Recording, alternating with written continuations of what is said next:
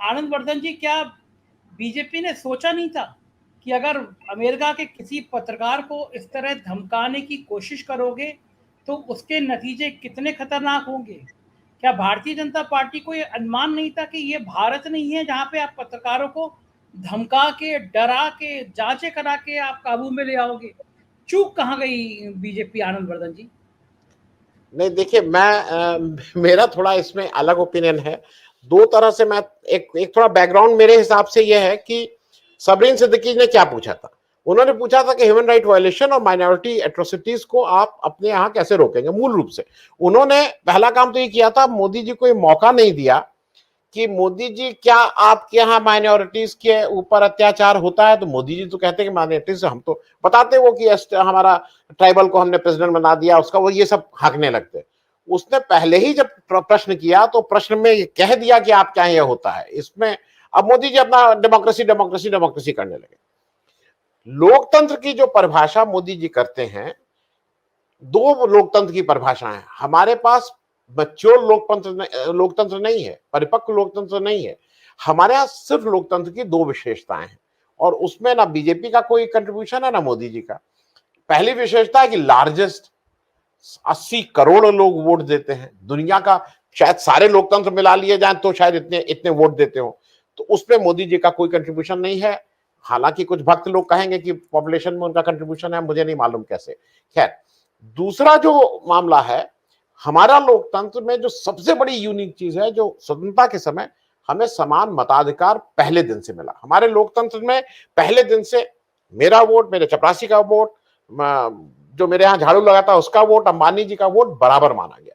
तो ये हमारे लोकतंत्र की दो विशेषता है। लेकिन जब अमेरिका में आप आते हैं तो उनके यहाँ उनका लोकतंत्र इतना मजबूत हो चुका है कि उनके इंस्टीट्यूशंस और प्रेस फ्रीडम, उनके यहाँ की सरकार की भी जिसको मैं I am using a word, औकात नहीं है कि वो उसके ऊपर कुछ उंगली कर, वो नहीं कर सकते। उनके उसकी जड़ें इतनी मजबूत है। अब जरा आ जाइए कि मैं इसको एक दूसरे ढंग से भी देख रहा हूं, जो मेरा एंगल है। मोदी जी की गलतियां क्या हुई? मोदी जी की गलतियां क्या हुई कि मोदी जी से अब इस समय यहाँ की कोई पूछ रहा है कि आपने किया क्या अमेरिका में। आप एक टेक्नोलॉजी लाए हैं जो पुरानी 50 साल पुरानी टेक्नोलॉजी है, जिसको आप बहुत, ये तो बात अब सबको पता लग गई है कि 50 साल पुरानी टेक्नोलॉजी आपको ट्रांसफर कर दी गई है कि 80% हम उसको टेक्नोलॉजी ट्रांसफर करेंगे। दूसरा आपने तमाशा ये किया, टेलीप्रॉम्प्टर ने उस दिन जो आपने देश की भद्द उड़ाई अंग्रेजी बोलने की, कौन सी वो सर आपसे प्रश्न पूछना जाना चाहिए अब हिंदुस्तान में कि आप हिंदी में क्यों नहीं बोल रहे थे, गुजराती में क्यों नहीं बोल रहे थे। आप एक अंग्रेजी बोल के आपने इस पूरे देश का अपमान किया। तीसरा, डिफेंस डील की आप बात कर रहे थे, रक्षा मंत्री को आप ले ही नहीं गए थे। रक्षा मंत्री को फिर किस लिए रखा हुआ है भाई? रक्षा मंत्री क्या करते हैं? इस देश का रक्षा मंत्री अगर डिफेंस डील हो रही है और वहां पे वो उपस्थित नहीं है तो इसलिए वो किस लिए है? चौथा, वहां पे प्रमला जयपाल जी जो कांग्रेसमैन हैं और उनके जो विदेश नीति की जो कांग्रेसमैन की कमेटी उसको हेड करती हैं, उसको हमारे जो एस जयशंकर साहब ने कहा है कि नहीं आपके साथ मीटिंग हम नहीं करेंगे। ये सब बातें अब थोड़ी नैरेटिव हो रहा था इसका। और अंतिम बात ये कि जो जो कई जगह हुआ, जो डॉक्टर रुचिरा गुप्ता ने आलोक जोशी के साथ जो इंटरव्यू हुआ उसमें भी कहा कि it was very inappropriate by Modi ji, जिस तरह से मिसेस बाइडन का हाथ पकड़ के छोड़ ही नहीं रहे थे, दोनों हाथ से पकड़ लिए थे। ये सब चीजें जब आप डिप्लोमेसी करते हैं बहुत बहुत माने रखते हैं। अब आप मुझे बताइए, आप अगर बीजेपी के आईटी सेल नहीं, आप बीजेपी को हेड करते हो तो आप चाहेंगे कि इस पे बातचीत हो कि एक ट्रोल लगा दो और बातचीत उस पे हो। अब कोई इस पे बातचीत नहीं कर रहा है, अब सारी बातचीत हो रही है कि सबरीना को क्या ट्रोल किया। ये उनकी सोची समझी रणनीति हरदम की है। आज कोई भी एक आदमी पूछ रहा है कि आप लाए क्या, अब वो सब बातें ही नहीं हो रही हैं। कोई उनसे पूछ रहा है कि आप मणिपुर में क्या कर रहे हैं, अब वो सारा विमर्श ले आए हैं कि सबरीना सिद्दीकी को ट्रोल करिए। दुनिया का अकेला एक ऐसी जगह है जहां पे ट्विटर का हेड आता है, पुराना सीईओ जो संस्थापक है, वो कहता है ये ऐसी सरकार है, ये ऐसी पार्टी है जो हमसे कहती थी कि आप ट्वीट हटाइए, अकाउंट्स को मैनिपुलेट करने के लिए कहती थी। ये साफ साफ वो बोल रहा है कि वो दे यूज्ड टू इन्फ्लुएंस। आपके यहां से क्या हुआ? आपके यहां से उसको आप गाली देने लगे, और जब अमेरिका का तो सबसे पहले आप उसी ट्विटर के मालिक से जाके जल्दी जल्दी बात करने लगे, क्योंकि आपका सारा खेल ट्विटर पे डिपेंडेंट है। आज अगर ट्विटर वैसे ही हो गया है जैसे मेरे कुछ एक दो दोस्त हैं, उनसे अगर मोबाइल फोन ले लीजिए तो उनका हार्ट फेल हो सकता है अगले 10-12 घंटे में, क्योंकि अगर उनके हाथ में मोबाइल में वो व्हाट्सएप नहीं चेक करेंगे तो लगेगा कि उनको कोई हार्ट अटैक पड़ जाएगा।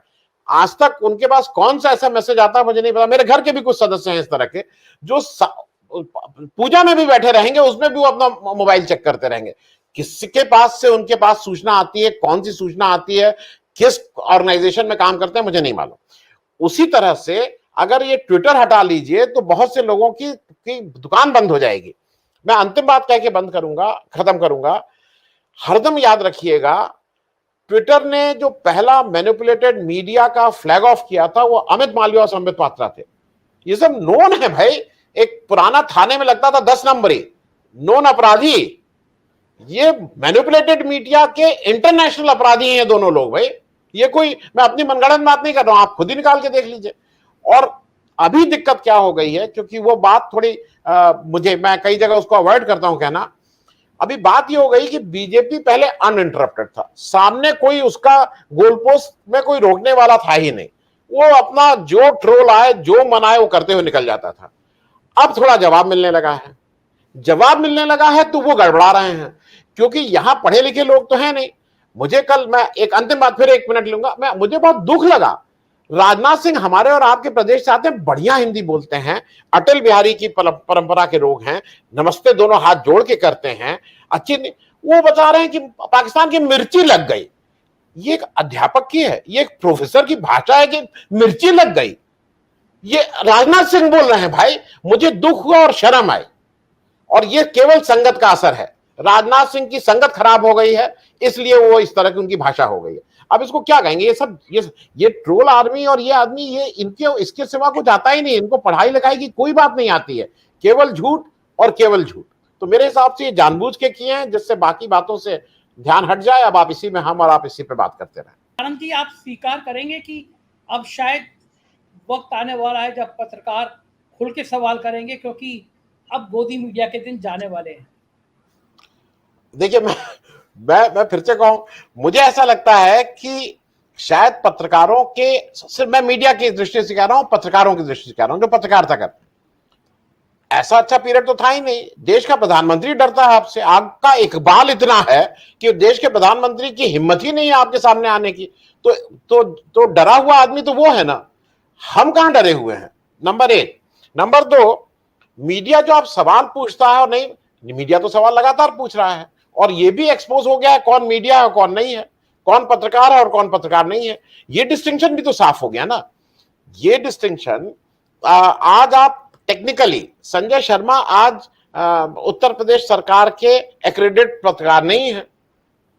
आप ना रहे, आप पिछले 20 साल की पत्रकारिता देख लीजिए और पिछले 4 साल की पत्रकारिता देख लीजिए।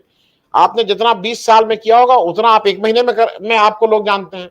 तो आपने अपना जो पत्रकारिता का धर्म है उसको, मैं इसलिए कह रहा हूं, मैं सीरियस नोट पे कह रहा हूं कि सवाल पूछा जा रहा है, और कौन मीडिया और कहां है ये इंपॉर्टेंट है। तो मुझे कोई उस एक मोहर की जरूरत नहीं चाहिए कि उस मोहर में लगा के एक्रेडिटेशन दे दें।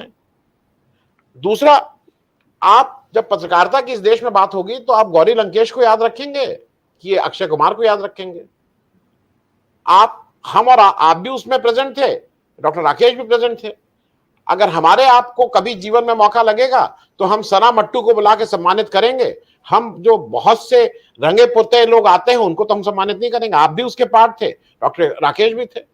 हमने तो भाई, हमारे लिए तो इज्जत सना मट्टू के लिए है, हमारे लिए इज्जत उन लोगों की नहीं है। फिर एक इंपॉर्टेंट बात यह है कि देखिए, मैं हिम्मत हारने वाला व्यक्ति नहीं हूं। आप लगातार कर रहे, कर्नाटक में भ्रष्टाचार मुद्दा बना कि नहीं बना, पेसीएम बने कि नहीं बने, चिपक गया ऐसा कि वो अभी तक छूट नहीं पाया है। और उसका जो एडहेसिव है ना, उसका जो गोंद है या जो फेविकॉल है, वो मध्य प्रदेश तक आ गया है। 50% फोन पे काम कराओ, ये चिपक रहा है।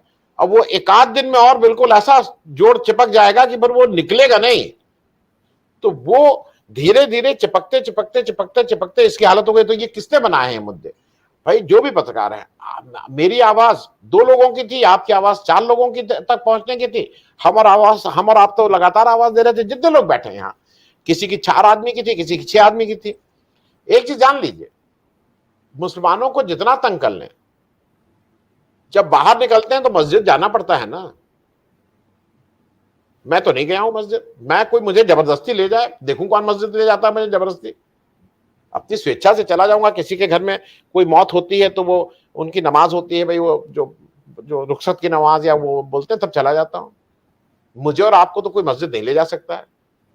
तो ये उसी मीडिया की वजह से जाना पड़ा ना मस्जिद। यहां आके आप कुछ आप नहीं, यहां आके आप अपना 56 इंच नहीं 108 इंच का सीना दिखाते रहिए। लेकिन आज आपको इन सवालों का जवाब देना ही पड़ रहा है। मैं एक अंतिम बात कह के खत्म करूंगा। ये माहौल बदला है इस देश का। 2019 में जम्मू कश्मीर के लोगों के साथ जो हुआ, हम और आप उसको उतना नहीं उठा पाए थे। आज मणिपुर जल रहा है, तो मणिपुर ऐसा कौन सा चैनल है जो हर दिन हम हो, आप हो, कोई हो, राजेश जी हो, डॉक्टर राकेश हो, ये हम सब लोग इस पर लगातार चर्चा कर रहे हैं कि नहीं कर रहे हैं, जबकि जम्मू कश्मीर से ज्यादा बड़ा कांड हुआ था। लेकिन तो एक देश का भी माहौल बदल रहा है।